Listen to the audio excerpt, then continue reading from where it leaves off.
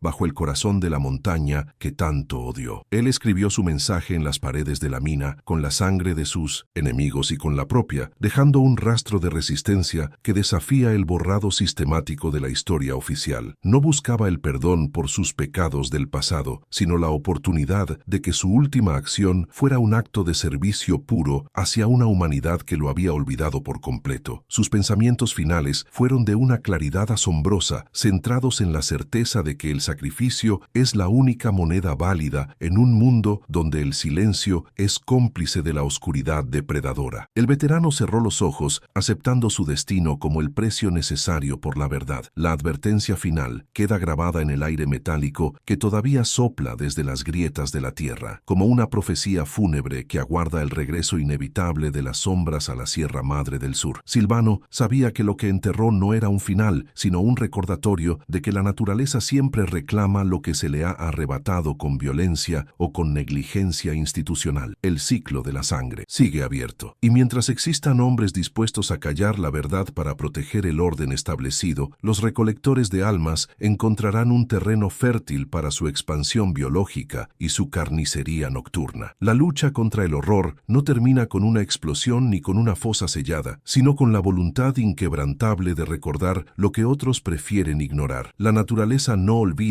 y siempre cobra su precio.